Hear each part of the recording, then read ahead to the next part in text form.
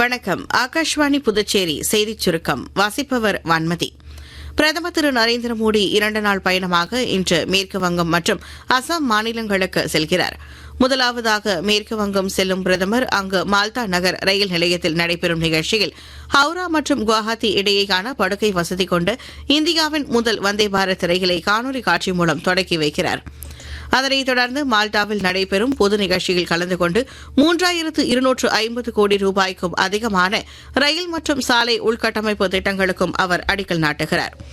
Start up India என்பது வெறும் திட்டமாக மட்டுமல்லாமல் பல்வேறு துறைகளை புதிய வாய்ப்புகளுடன் இணைக்கும் ரெயின்போ விஷன் என்று பிரதமர் திரு நரேந்திர மோடி கூறியுள்ளார். ஸ்டார்ட் அப் தினத்தை ஒட்டி புதுடெல்லியில் நேற்று நடைபெற்ற ஸ்டார்ட் அப் இந்தியாவின் 10ஆம் ஆண்டு நிறைவை குறிக்கும் நிகழ்ச்சியில் பங்கேற்று பேசிய அவர், ஸ்டார்ட் அப் இந்தியா திட்டம் 10 ஆண்டுகளில் மிகப்பெரிய புரட்சிகர மாற்றத்தை ஏற்படுத்தியுள்ளதாக கூறினார். இந்தியாவின் தொழில்நுட்ப ஸ்டார்ட் அப் சுற்றுச்சூழல் அமைப்பு விரிவடைந்து வருவதாக மத்திய மின்னணுவியல் மற்றும் தகவல் தொழில்நுட்பத்துறை அமைச்சர் திரு அஸ்வினி வைஷ்ணவ் தெரிவித்துள்ளார்.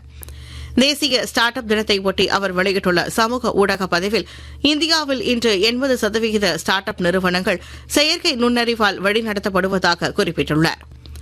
புதுச்சேரி அரசின் சுற்றுலாத்துறை சார்பில் பொங்கல் விழா கொண்டாடப்படுகிறது. சுற்றுலா பயணிகள் மற்றும் பொதுமக்களை மகிழ்விக்கும் வகையில் இன்று புதுச்சேரியில் 10 இடங்களில் கலை நிகழ்ச்சிகளுக்கு ஏற்பாடு செய்யப்பட்டுள்ளது.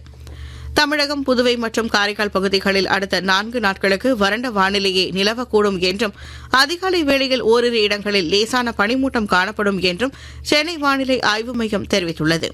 இத்துடன் இந்த செய்திச் சுருக்கம் நிறைவு பெறுகிறது.